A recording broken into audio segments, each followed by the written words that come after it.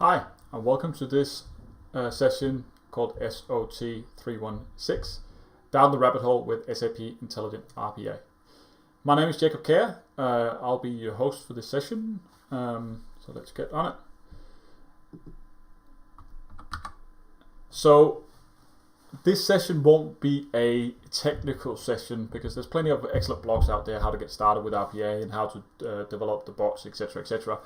But this is more around how to actually get started with the project. So more of the before the developing steps. First, I will go through just some of the highlights of what RPA is, and then I'll get through the more actual content of the session. If you do have questions, please just fire them in the chats. I will try my best to answer them as quickly as I can. So what is RPA, or SAP's Robot Process Automation? In essence, it's a way I normally clarify it as a glorified macro that just runs across applications. It can run in two different modes. It can run in attended and unattended. Unattended mode means similar to a background job in SAP, that it runs behind the scenes without any user interaction. Where attended mode is more where it's like a user assisted. So you go down and you engage the bot to do certain tasks for you. So it could be capturing stuff from one screen and copying into another. It could be checking and processing emails, etc., etc. So why should you do RPA? So first of all, it does improve operations. So it's a lot. Like if you can actually take some of these lower value tasks and just increase the throughput of them, it makes your staff available to handle and do more stuff quicker. Secondly, it increases compliance. So instead of having like a background job or something to put the data into another system, well, with RPA, you can then have a user. You can actually do it with the person starting them and make sure that their username is on the audit trail. And then it reduces the human errors because everything is captured on the screen in a very structured manner. It's not for someone to type it in or copy paste, etc. So it speeds up that quite significantly. So some of the capabilities, it does automate tasks within a process. So transfer system data, etc. It's used with JavaScript, which is compared to some of the other offerings out there like UiPath or Blue Prism. That's, well, for most of our developers here in the SAP ecosystem, JavaScript is not very hard to grasp because of SAP UI5. It does have interaction directly with conversational AI, so to use together with chatbots. There's actually a really cool demo from SAP around this where they do it and engage purchase order screens. Secondly, or lastly, and probably most importantly, is there's a lot of pre-built content for S/4HANA. I think as we speak right now, there's 40 or 50 odd bots that you can use either for the cloud or for the on-premise version. So that's really where I see the value compared to a lot of the competitors, is we do have a lot of this content available for you just to download, install, and then start getting running, which is really, really cool. I see a few people have joined in on the live chat, so that's excellent. Thank you for that. Again, if you have questions, just fire away. I'll do my best to answer them as quickly as I can. So the RPA tool itself consists of 3 different components. There's the Desktop Studio, which is where you develop your application. So that's where you write your code. That's where you capture your screens. You have the agent, which is something you install on the end user's computers or the computer that will run the unattended bot. So the agent is for you to communicate and push your projects down to that particular computer. And then you have the Cloud Factory, which is sort of the administration studio. This is running on SAP Cloud Platform on the Cloud Foundry environment. So that's where you deploy your package after you're done building it. Then you can then deploy it to these different agents. And then obviously they can run it. So you then set up your scheduling for the unattended bots.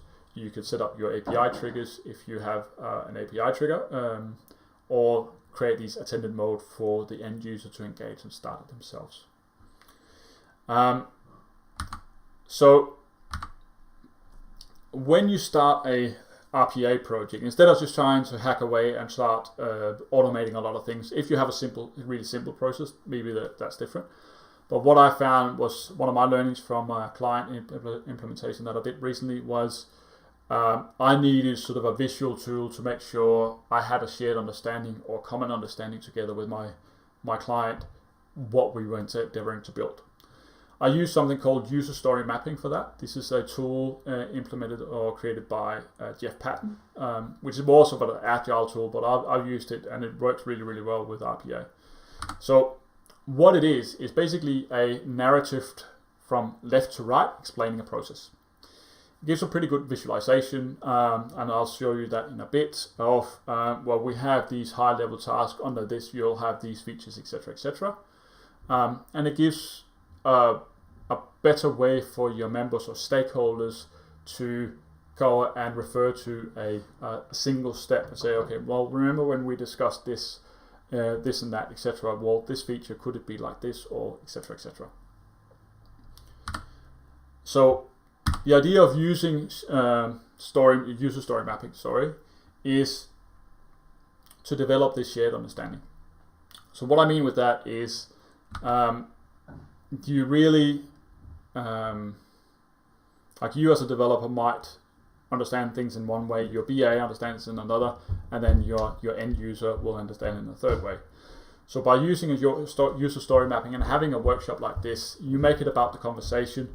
You then talk about what is intended, and you can see the process from left to right, explaining how to go through it, etc. One of the things I've seen happening is when we run this exercise, everybody, before we start running it, they will say, oh yeah, no, we all understand the process, etc. And then we start running this exercise, and less than 2 minutes into it, people realize actually we're not running it as it was originally described, or even end users are doing it in different ways. So that's why this is really, really important. So make it about the users to make sure that everybody has that shared understanding. So in the image here, you see people thinking of the things that was described in 3 different ways. And that happens quite a lot.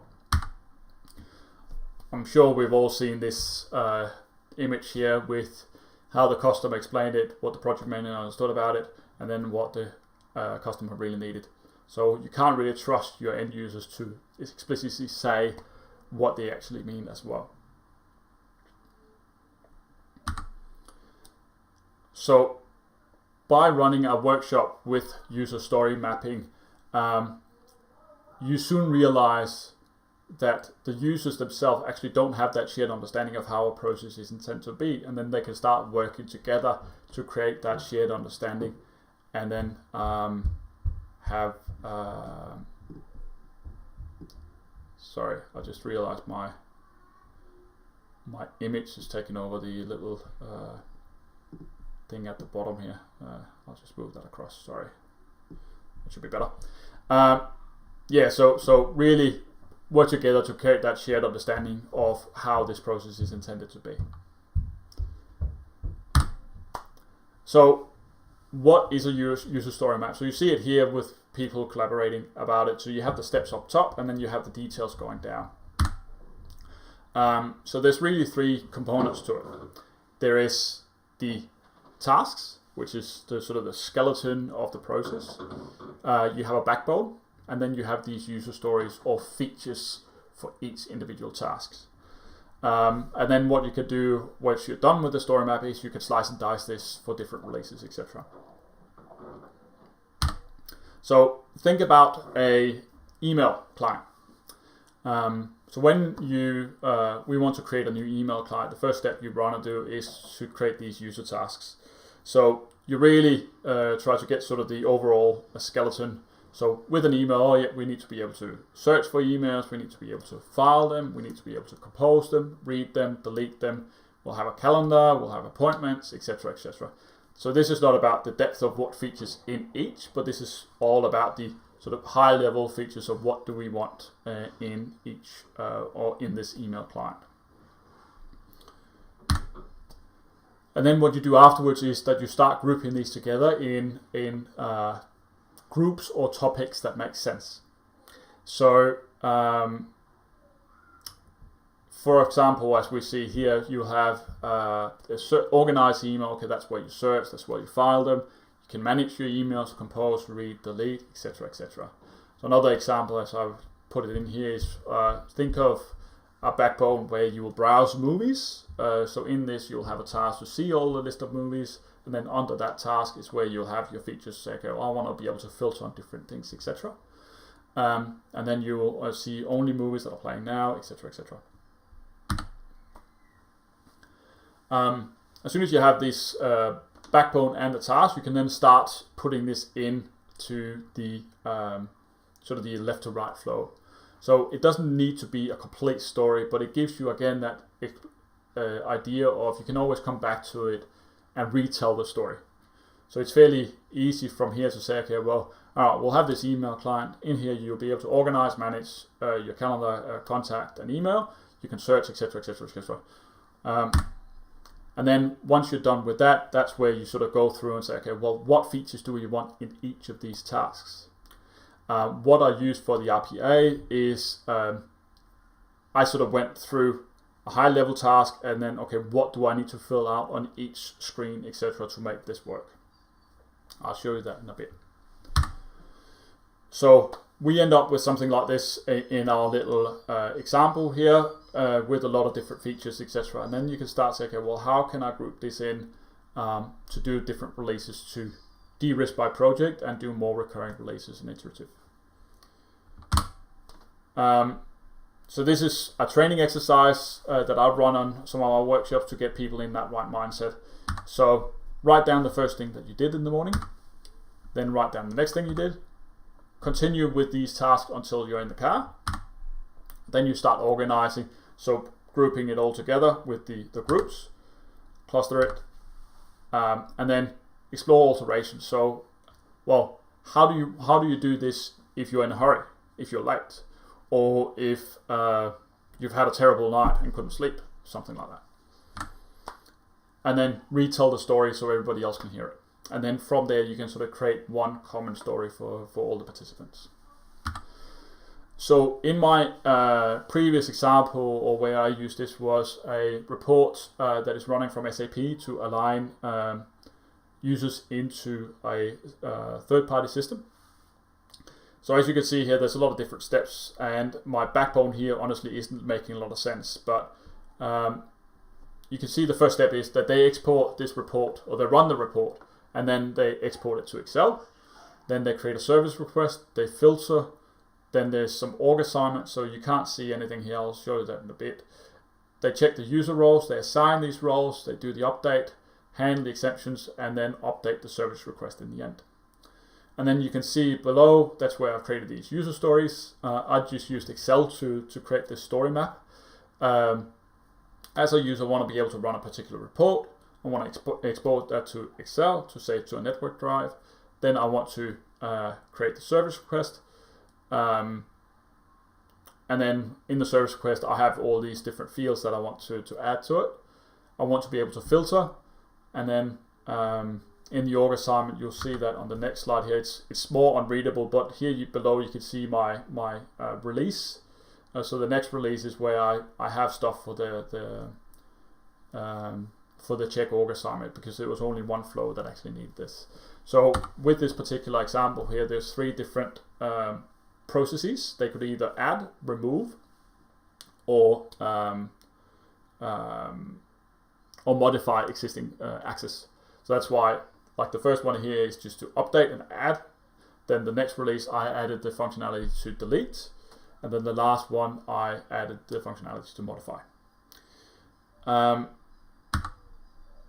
From here and from this visual work process map, I could then go back to my client and have a chat, sit down with them and say, okay, well, this is how I understand your problem or your process. Can I get you to retell this for me as well?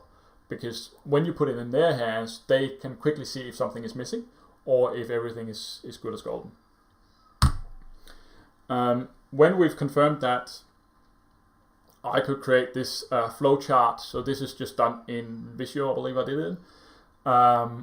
So I haven't written any code yet. But this gives me an idea of, okay, well, how do I want to handle all the different sub-processes in this particular bot. So we will see, okay, well, we do all the export to Excel, Soulman ticket, etc. And then from here, we'll have the update, the delete, and the add, and then different steps in that as well. So that gave me a good overview of, okay, how do I structure this bot? How can I actually start creating that workflow to develop it? And this is what I ended up with for my bot. So this is actually what's in my RPA. So you can see all these different steps here. Obviously, there's a lot more to it. And then in the SAP export to Excel, that's a subflow where I then have additional screens in there. So it's sort of treated as buckets where you can sort of drill down and create that level of hierarchy. Another way to do it, and probably something I would strongly advise you to do, is to use different workflows. So you can call one workflow from another in RPA. That makes sure that you are not breaking stuff when you're building, because what I ended up with in this particular example is it ended up being quite complex. And even though I had divided everything into subflows, it's still maintained in one big JavaScript file. I'll come back with the learnings from this in a bit later.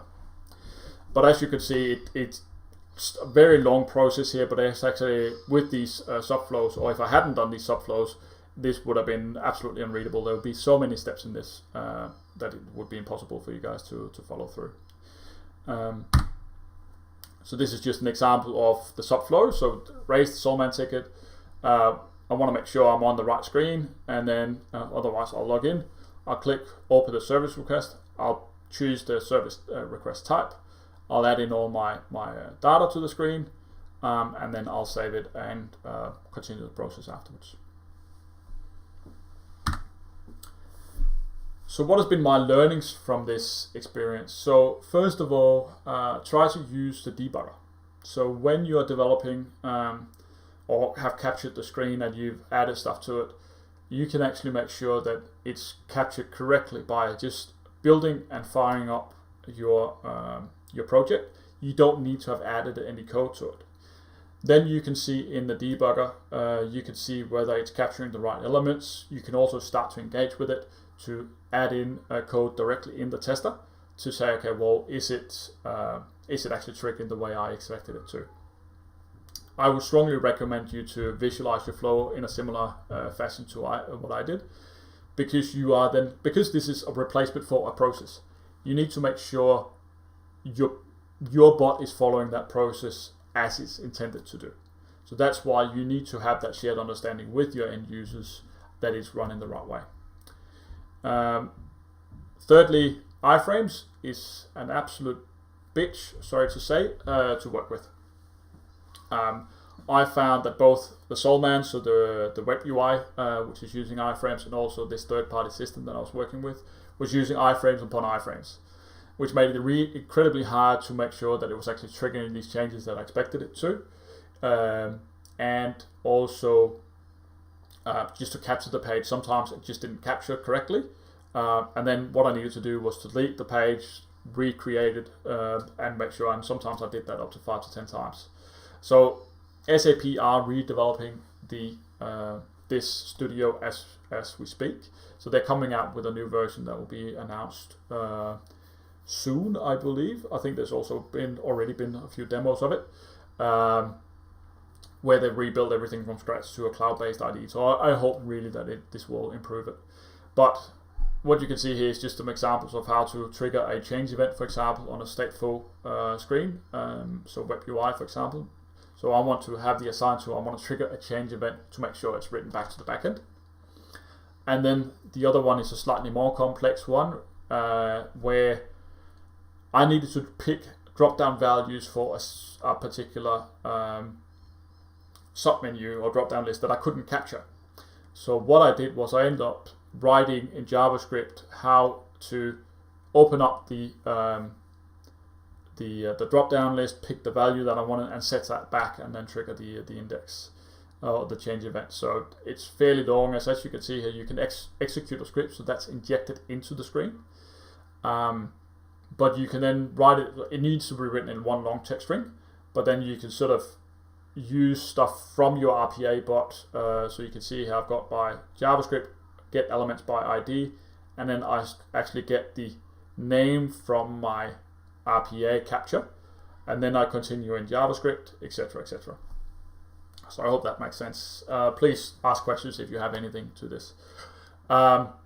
When you are building, and this is something I found in this particular project, I quickly went from the graphical editor of doing the workflows to the scripting editor. And when I sometimes went back to redo my flow in the graphical editor, it tended to delete some of my changes, etc. So that was really a pain.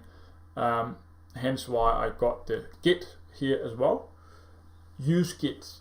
So you don't need to have a remote repository, just have it locally and just do commits and add it to a local Git repository. So if you find that stuff is broken completely, it's an easy way for you just to revert back, and that's really awesome, to be honest.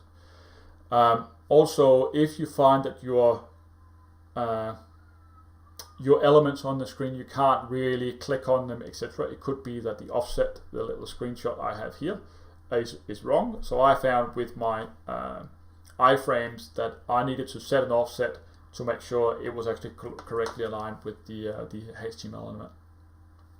And lastly, that was one of my mistakes from this particular project, is I didn't do these different workflows. I had everything in these subflows.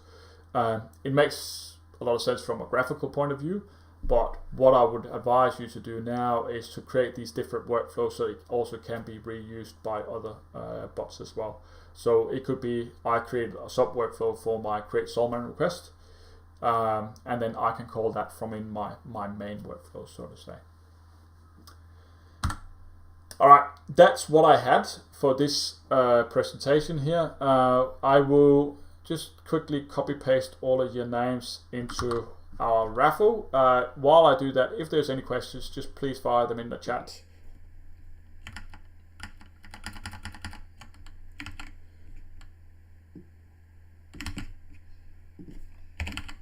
So you should be able to see my screen that I'm adding these in. Thank you, Mahesh. I really appreciate that.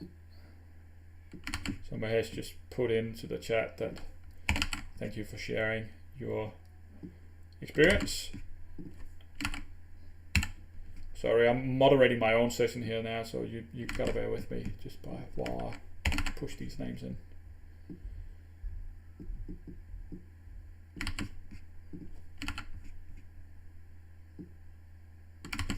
Alright, I think that's all the viewers that we have for this particular session, so I'll spin the wheel and hopefully we'll get a winner.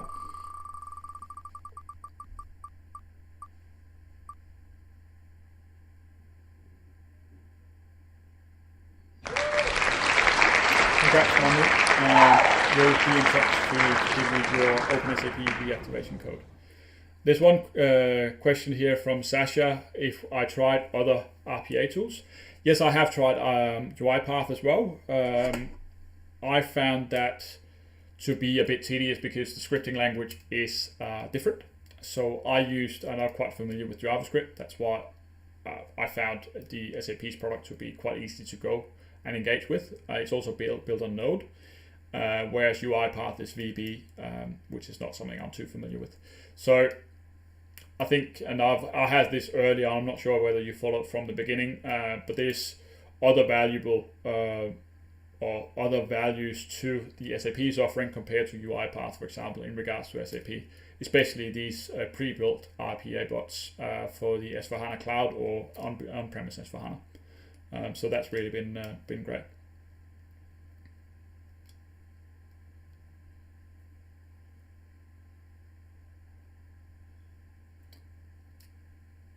All right, I will just check if there's any other questions, otherwise I will shut down this stream.